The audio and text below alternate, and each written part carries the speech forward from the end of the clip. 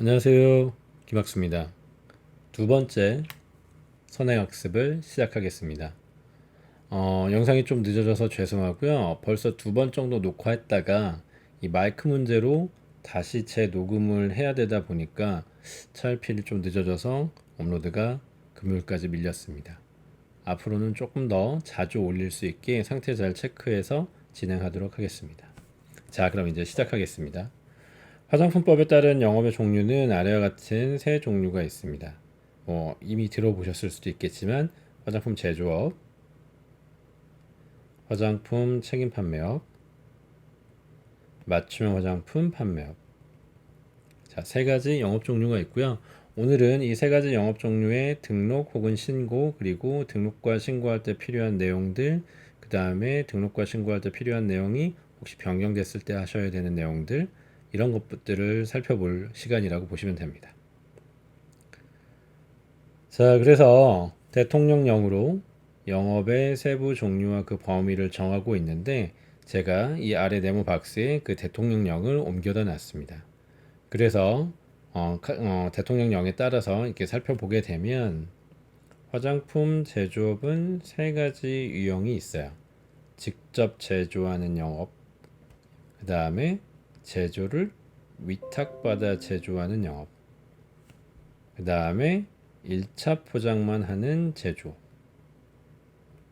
세 가지 형태를 기억하셔야 됩니다. 화장품 제조업은 직접 제조해서 밑에서 나오겠지만 직접 판매하는, 그래서 직접 제조하는 제조업자가 있고, 어떤 특정한 그 판매자가 제품을 위탁해서 제조하는 위탁 제조업이 있고, 본인이 직접 제조를 하진 않지만 어떤 특수한 용기에 포장할 수 있는 장비를 갖고 있어서 반제품 상태의 내용물을 받아서 어떤 특수한 용기에 포장을 하는 것도 제조업에 들어갑니다.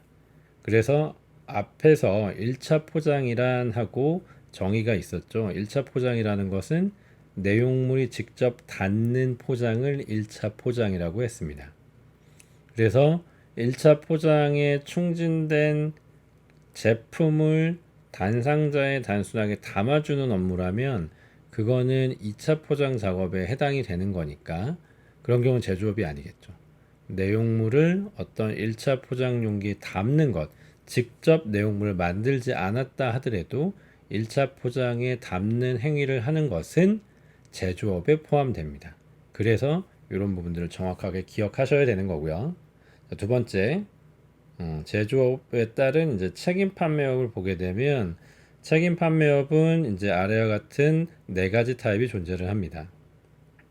자, 앞에서 직접 제조를 했고, 그래서 직접 제조한 것을 유통 판매하는 영업, 화장품 책임 판매업에 들어가게 됩니다. 직접 제조할 때는 제조업을 등록해야 되고, 또 그거를 유통 판매할 때는 화장품 책임 판매업을 등록하셔야 됩니다. 사업자가 두 개가 있어야 된다는 거겠죠. 직접 만들었다고 해서 책임 판매업이 없는 상태에서 유통 판매를 하면 안 되는 거니까요. 자, 직접 제조하고 직접 유통 판매를 하는 거. 두 번째는 제조업자에게 위탁해서 제조한 화장품을 유통 판매하는 거. 저 같은 경우는 직접 공장을 갖고 있지 않기 때문에 선배님 공장에 위탁 제조해서 제품을 받아서 유통 판매를 하게 됩니다. 제조를 위탁해서 하는 영업이 있고, 그래서 위탁해서 제조한 것을 유통 판매하는 영업이 있습니다. 그리고 이미 만들어진 완제품, 해외 제품을 수입해서 유통 판매하는 영업, 이것도 화장품 책임 판매업을 등록하여야 하고, 요즘에 많이들 하시는 분들도 있지만 수입 대행형 거래, 구매 대행업이죠. 이런 경우도 화장품 책임 판매업을 등록하셔서 사업을 하셔야 됩니다. 자, 세 번째는 맞춤형 화장품 판매업. 맞춤형 화장품 판매업은 말 그대로 맞춤형 화장품을 판매하는 거니까 이건 앞에서 외우셨던 맞춤형 화장품의 정의대로 그것을 만들어진 제품을 판매하는 영업을 의미하게 됩니다. 자, 그래서 살펴보면 영업의 등록, 그렇기 때문에 앞에서 세 가지 유형 중에서 화장품 제조업과 화장품 책임 판매업은 등록이라는 절차를 거치셔야 되고, 맞춤 화장품 판매업은 신고를 통해서 사업을 진행하실 수 있습니다. 그래서 화장품 제조업과 책임 판매업을 할 때 어떤 것들을 준비하셔서 등록 절차를 하셔야 되는지에 대해서 법적으로 정의가 되어 있습니다. 그래서 제조업의 경우 시설 기준을 갖추어야 한다라고 되어 있습니다. 이 시설 기준에 관련된 기준들이 있을 거예요. 자, 다만 화장품의 일부 공정만 제조하는 등 총리령으로 정하는 경우에 해당하는 때는 시설의 일부를 갖추지 아니할 수 있다. 다만은 한번 계속 살펴보셔야 된다고 말씀드렸었죠. 그래서 화장품 제조업을 등록하려 할 때 시설 기준은 법적으로 정해진 게 4가지가 있습니다. 1, 2, 3, 4번이 있다고 기억하시고 일단 그 중에서 1, 2번은 반드시 갖추어야 하지만 3, 4번은 경우에 따라서 그 해당 시설을 갖추고 있는 외부 공장, 제조업 혹은 외부 업체들에게 의뢰를 할 수도 있습니다. 그렇기 때문에 어떤 특정한 경우에는 1, 2번만 갖춘 상태에서 3, 4번은 외부에 주고 제조업을 등록할 수 있다는 거죠. 자, 두 번째, 화장품 책임 판매업이 등록할 때 필요한 것은 아래 2가지입니다. 화장품의 품질 관리. 그렇죠. 이건 판매 전에 제품을 받았을 때 해당하는 화장품의 품질 관리를 맡으시는 거고, 두 번째는 이제 제품을 판매한 후에 안전의 관리, 그러니까 안전 관리에 관한 기준, 이 2가지를 죄송합니다. 품질 관리와 안전 관리에 관한 기준 2가지를 이제 만들어서 제출을 하셔야 되고, 이 2가지 업무를 담당하는 관리자, 즉 책임 판매 관리자를 등록하셔야 됩니다. 자, 그래서 이 책임 판매 관리자의 자격 요건에 대해서 어떤 분들이 책임 판매자가 될지는 뒤에서 또다시 법적으로 규정해 놓고 있습니다. 자, 그래서 제조업을 등록하는 세부적인 내용에 대해서 다음에서 살펴보시겠습니다. 제조업의 등록 과정은 일단 신청서를 제조소가 위치한 소재지의 관할 식약청장에게 제출하시면 됩니다. 그때 갖추셔야 되는 내용은 아래와 같습니다. 3가지가 있어요. 제조업을 등록할 때 갖추셔야 하는 3가지. 1번, 화장품 제조업을 등록하려는 자가 법 3조의 3 제1호 본문에 해당하지 않음을 증명하거나 혹은 동일한 법의 제3조의 3 제1호 단서에 해당하는 사람임을 증명해야 됩니다. 해당하지 않거나 단서 조항에 해당하는 사람임을 증명하는 전문의의 진단서 이렇게 되어 있습니다. 그래서 법 제3조의 3 제1호가 뭔지를 제가 이 별표에 띄어다 놨죠. 뭐냐면 정신질환자에 관련된 법령입니다. 그래서 제조업을 등록하시려고 하는 분은 정신질환자가 아님을 증명하거나 혹은 정신질환의 스펙트럼이 매우 넓죠. 그렇기 때문에 질환이 있다 하더라도 갖고 있는 해당 질환이 제조업을 등록하는데 문제가 없음을 인정하는, 증명하는 전문의의 진단서가 있으면 제조업을 등록하실 수 있습니다. 두 번째, 화장품 제조업을 등록하려는 자가 법 제3조의 3 제3호에 해당하지 않음을 증명하는 의사의 진단서 이렇게 되어 있는데 법 제3조의 3 제3호는 마약 중독자에 관련된 겁니다. 그래서 마약 중독자가 아님을 증명하는 의사의 진단서를 포함하시면 된다는 거죠. 1번 정신질환자가 아니거나 혹은 제조업에 문제가 없는 정신질환자임을 입증하는 전문의의 진단서와 두 번째는 마약류 중독자가 아님을 입증하는 전문의의 진단서 이 2가지를 갖추시고 세 번째는 제조업을 할 시설의 명세서 이 3가지를 갖추고 등록 신청을 하시면 됩니다. 이해되셨죠? 그래서 그 3가지를 갖고 등록 신청을 하게 되면 이제 아래와 같은 내용들이 이제 적어서 이제 요건에 들어가서 등록 대장에 요런 내용들을 적어 놓고 등록 필증을 발급받으시게 됩니다. 자, 그러면 역으로 뭐 등록번호나 등록 연월일은 정해진 거니까 변화가 없겠지만 요 아래 네 가지가 추후에 혹시라도 변경이 된다면, 그러니까 등록된 내용과 달라지는 상황이 벌어진다면 당연히 등록에 대한 변경 신고를 하셔야겠죠. 자, 그 내용이 이제 또 뒤에 나올 겁니다. 지금은 초기 등록 단계이기 때문에 초기 처음 등록하시는 거에 대한 얘기만 하고 있습니다.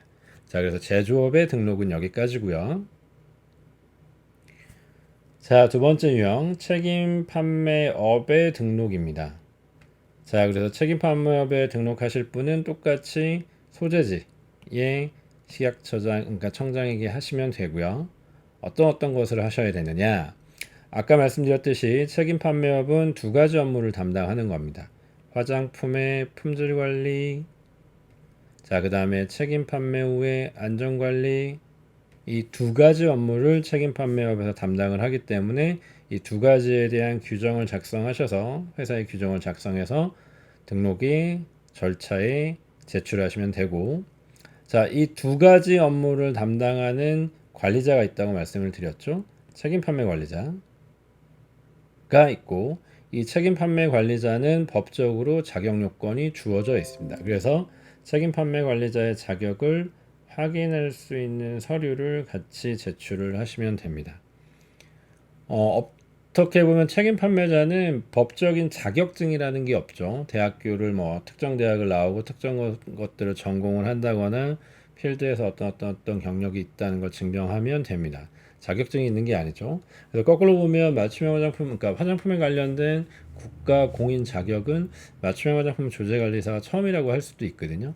다른 것들도 있지만 대부분 사설단체의 자격증들이 많기 때문에 이렇게 이제 보시면 되고, 또 거꾸로 이제 그 맞춤 화장품 조제관리사 같은 경우는 그래서 자격 요건이 별도로 없죠. 책임 판매 관리자는 뭐 대학에서 전공을 한다거나 기타 등등의 자격 요건이 있는데, 맞춤 화장품에서는 조제관리사는 별도의 자격 요건이 없기 때문에 한편으로는 쉽게 시험에 응시를 하실 수도 있는 상황입니다. 그래서 1과 2에 해당하는 서류를 갖추고 이제 진행을 하면 등록 필증을 발급을 받고, 아까 말씀드렸듯이 등록번호와 등록 연월일은 변경사항이 없을 거고, 등록할 때 말씀하셨던 아래의 사항들이 바뀌게 된다면 당연히 변경 등록이라는 절차를 거치셔야 됩니다. 그래서 아래 그 내용에 대해서 얘기를 하고 있죠. 변경 등록. 그래서 이러이러한 내용이 변했을 때 아까 앞에 나왔던 똑같은 내용입니다. 업자의 변경, 상호의 변경, 소재지의 변경, 제조 유형의 변경. 화장품 제조업은 세 가지 유형이 있었죠. 거기서 변경이 되는 부분들 있다면 변경 등록 절차를 하셔야 된다는 겁니다.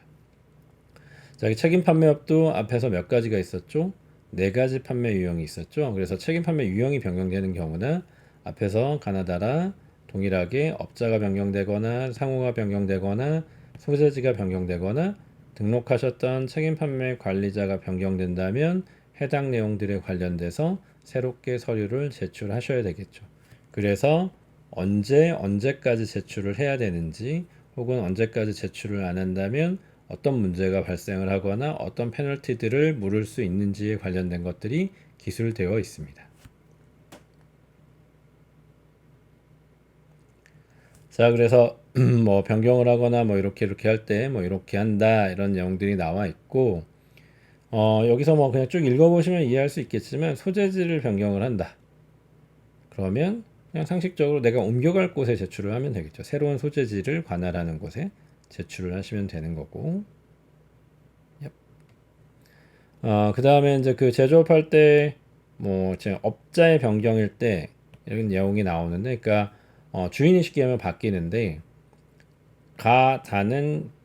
나는 잘 읽어보면, 뭐, 제조업자만 제출한다, 이렇게 됐죠. 아까 제조업을 등록할 때 필요했었던 내용이 두 가지가 있었죠. 정신질환자, 마약류 중독자. 그렇기 때문에 주인이 업자가 바뀐다면 바뀐 사람에 대해서도 이거를 증명해야겠죠. 정신질환자가 아님을, 혹은 단서조항, 정신질환은 있지만 제조업에 문제가 되지 않는 것, 그걸 증명을 하거나, 마약 중독자가 아님을 증명하는 서류를 당연히 이건 제출을 하셔야겠죠. 근데 책임 판매업자는 이거에 상관이 없었죠. 그리고 나머지 내용들은 읽어보시면 아실 수 있습니다. 그리고 뭐 그러니까 제조소의 소재지가 변경되면 공장이 바뀌는 거니까 새로운 시설의 명세서를 제출을 당연히 해야 되겠죠. 그래서 뭐 제3조의 2항 제3호 막 이런 식으로 써 있으면 이게 무슨 내용인지 몰라서 계속 왔다 갔다 하셔야 될 수 있기 때문에 제가 별표해 놓고 이 별표에 해당하는 내용들을 다시 이렇게 옆으로 적어서 앞뒤로 왔다 갔다 안 하시면서도 이거를 한번 쭉 읽어 내려가시면 이해하실 수 있게 이 파일을 편집을 해 놓은 겁니다. 이거 제가 한 거예요. 그래서 개인적으로 쓰시는 거는 언제든지 환영합니다.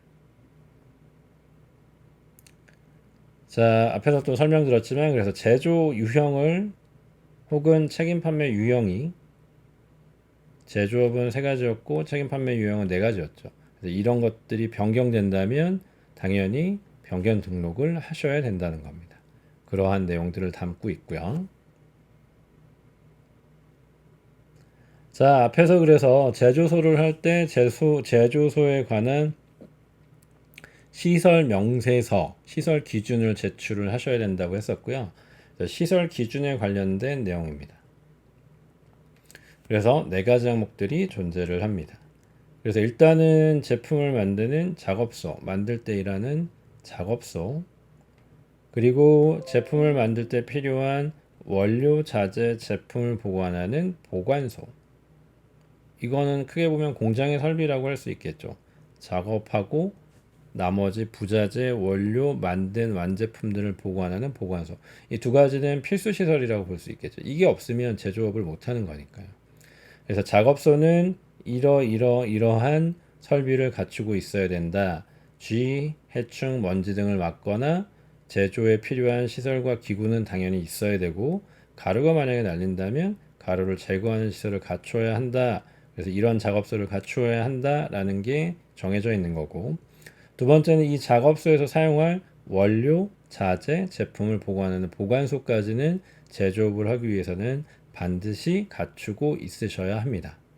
하지만 공장의 상황이나 여건에 따라 원료, 자재, 제품의 품질 검사를 위한 시험실이나 혹은 품질 검사에 필요한 시설 및 기구를 갖추지 못하고 있는 경우에는 3번과 4번 항목은 갖고 있으면 당연히 등록하는데 문제가 없지만 이 3번과 4번에 해당하는 설비나 시설을 갖추고 있지 못한 경우에는 위탁을 하시면 된다는 거죠. 위탁을 해서 제조업을 등록하실 수 있습니다. 그래서 위탁을 할 수 있는 기관이 아래 적혀져 있죠. 이런 식으로 된 기관들의 혹은 시험실을 갖고 있는 동종의 제조업자라든지 아니면 화장품 시험 검사 기관이라든지 약사법에 따른 한국의약품 수출입협회, 오늘 뭐 피곤해서 그런지 막 입이 자꾸 꼬이네요. 이 네 가지 기관에 의뢰를 해서 외주를 줘서 제조업을 등록하실 수 있다는 겁니다. 그리고 이제 제조업자는 화장품 제조 시설을 이용해서 그러니까 화장품 이외의 물품을 제조할 수 있다. 다만 상호간에 오염 우려가 있는 경우에는 그러지 아니하다. 이거 당연한 얘기들이죠. 다른 제품을 화장품이 아닌 걸 만들 수는 있지만 혹여 그러한 과정들이 화장품을 오염하거나 다른 제품에 오염이 될 수 있다면 당연히 하면 안 되겠죠. 하지만 그래서 이렇게 법적으로 정의를 해놓은 거고요. 자, 그래서 아까 책임 판매업을 등록해야 될 때는 자, 품질 관리 기준, 그 다음에 책임 판매업 안전 관리 기준에 관련된 것들을 규정을 제출을 해야 되고, 책임 판매자를 등록하면서 책임 판매 관리자가 해당 자격 기준을 갖고 있는 사람인지를 입증하기 위한 서류를 제출해야 됩니다. 그래서 법에서는 책임 판매 관리자가 될 수 있는 사람들에 대해서 자격 요건을 정하고 있습니다. 그래서 책임 판매 관리자의 자격 기준 이렇게 되어 있고요. 그래서 의료법에 따른 의사, 약사법에 따른 약사는 화장품 책임 판매 관리자가 될 수 있습니다. 여기서 가끔씩 이제 의사분들이 이거 들으시는 분 중에 의사분들도 있으실 거라 의사분들이 오해하시는 것 중에 하나가 화장품을 관심을 갖고 나도 한번 제품을 내가 갖고 있는 아이디어로 외주를 줘서 판매를 해볼까 내 이름으로 그러면 책임 판매 관리자는 의사가 된다니까 내가 등록하면 당연히 되겠구나 라고 해서 막 절차를 진행하시는 경우가 있는데, 문제는 자격 요건에 의사가 있지만 어떻게 보면 의사로서 진료를 하지 않고 있는 의사여야 회사의 책임 판매 관리자로 등재를 하실 수가 있습니다. 그러니까 개설을 해서 진료를 하고 있는 개원인은 그러니까 법상으로 자격 요건은 가능하지만 실질적으로 업체에서 책임 판매 관리자로 등록을 하실 수는 없습니다. 이해하셔야 됩니다. 저도 그래서 결과적으로 처음에 회사를 만들 때 전공자를 취업을 시켜서 유지를 하고 있는 거죠. 그래서 이러저러한 자격 요건들을 갖고 있으면 화장품 책임 판매 관리자로 자격 요건을 가진 걸로 신고하고 이제 근무를 할 수 있는 겁니다. 그래서 한번 쭉 읽어보시면 대부분 관련한 것들이고, 이거를 뭐 그렇게 자세하게 외우셔야 될지는 잘 모르겠어요. 아무튼 쭉 한번 눈에 익히시면 좋을 것 같습니다. 그래서 아까 처음에도 계속 언급되고 있지만 책임 판매 관리자는 아래 같은 일을 하는 거죠. 품질 관리 업무, 그 다음에 책임 판매 후 안전 확보, 안전 관리 업무, 이렇게 보시면 되고, 좀 별도로 하나가 더 나왔지만 본인이 이제 어쨌든 만든 제품을 받다 보니까 만드는 회사, 결국 제조업자를 관리 감독하는 업무. 관리 감독이라고 하니까 뭔가 약간 뭐 갑과 을 혹은 상하관계처럼 느끼는 단어일 수도 있지만, 그렇게 보시지 말고 어쨌든 우리 제품을 만드는 공장이라고 한다면 그 제조업에 대해서 요구하거나 뭔가 시정을 요구하거나 할 수도 있기 때문에 그런 일도 책임 판매 관리자가 할 수 있다는 겁니다.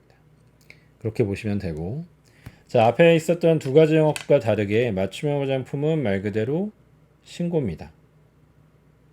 등록은 어떤 특정한 요건들을 맞춰서 등록을 신청을 해서 식약처장에 제출해서 등록 필증을 받고 시작을 하시는 건데, 신고는 말 그대로 신고해놓고 만약에 바로 뭔가가 안 나온다고 하더라도 일정 기간이 지나면 영업을 개시해도 문제가 없는 상황인데, 신고를 해보니까 막 이렇게 뭐 일사천리로 그냥 되는 건 아니고요. 식약처에서 여러 가지 사진들을 보내게 하고, 뭐 시설의 명세서까지는 아니지만 시설 기준들 혹은 뭐 준비된 장비들에 관련된 것들을 다 제출을 하도록 하거든요. 아무튼 뭐 비슷하지 않나 싶은데, 어쨌든 등록과 신고 이 두 가지로 나뉘어 있다는 사실을 기억하셔야 됩니다. 그래서 맞춤형 화장품 판매업 신고는 말 그대로 맞춤형 화장품 조제 관리사를 채용을 해야 되기 때문에, 법적으로 되어 있기 때문에, 그래서 여러분들이 이 시험을 준비하고 계신 겁니다. 다시 한번 여기서 거꾸로 말해보자면, 맞춤형 화장품 조제관리사 자격증을 왜 따시려는 건지 늘 정확한 이유와 목표를 갖고 시작하셔야 됩니다. 아시겠죠? 자, 그래서 앞에서 간단하게 끌어다가 미리 한번 본 내용이지만, 제조업이나 혹은 책임 판매업 같은 걸 할 때 결격 사유가 있으면 등록을 하지 못하거나 혹은 맞춤 화장품을 신고할 수 없습니다. 자, 앞에 두 가지 영업은 등록을 하는 거니까 등록을 못하거나 맞춤 화장품 판매업은 신고를 할 수가 없습니다. 해당하는 사항이 있다면. 근데 1호와 3호는 제조업자만 해당한다. 이미 눈치채셨죠? 앞에서 했었잖아요. 정신질환자, 마약류 중독자, 이 두 가지의 결격 사유는 화장품 제조업에만 해당되는 내용입니다. 두 번째 보면 피성년 후견인 또는 파산 선고를 받고 복권되지 아니한 자. 저도 늘 읽어도 잘 와닿지 않는 말들입니다. 이 법률 용어는 어쨌든 눈에 익히시면 되고, 자, 화장품법, 이 법, 그래서 화장품법 또는 보건범죄 단속에 관한 특별조치법을 위반하여 금고 이상의 형을 선고받고 집행이 끝나지 않거나, 그러니까 형이 선고돼서 집행이 끝나지 않았거나 그 집행을 받지 아니하기로 확정되지 아니한 자. 말 되게 어렵죠. 어쨌든 만약에 유죄라면, 뭐 그냥 이거는 유죄 무죄의 표현은 약간 좀 그렇지만, 아무튼 유죄라면 유죄에서 주어진 어떤 페널티의 기간이 끝나지 않았거나 혹은 유무죄가 뭐 집행을 받지 아니하기로 확정되지 아니한 자. 그러니까 이게 유죄가 아닌지 정확하게 가려지지 않아서 확정되지 않은 상태라면, 그러니까 아직 뭐 쉽게 하면 뭐 항소를 했다거나 이런 중간 과정이 있다고 한다면 결격 사유가 된다고 보시면 되겠죠. 화장품법과 보건범죄 단속에 관한 특별조치법에 해당되는 겁니다. 다른 걸로 하고 있다면 해당 사항의 해당 법안이 아니기 때문에 결격 사유는 아닌 거죠. 알겠죠? 화장품법과 보건범죄 단속에 관한 특별조치법에 해당되는 것으로 이러한 진행이 있을 때는 결격 사유가 된다는 겁니다. 교통사고 무슨 특례법 이게 맞는 표현인지 모르겠지만 그런 걸로 문제가 있을 때는 결격 사유가 아니라는 거죠. 그래서 구분하시면 됩니다. 자, 그러면 다섯 번째 결격 사유 중에 다섯 번째는 자, 제24조 이렇게 돼 있어서 헷갈릴 수 있어서 제24조가 뭔지 또 막 한참 뒤로 가서 찾아보셔야 되는데 그래서 제가 간단하게 정리한 게 화장품법 제24조는 제조업과 책임 판매업의 등록의 취소에 관련된 내용을 얘기하고 있습니다.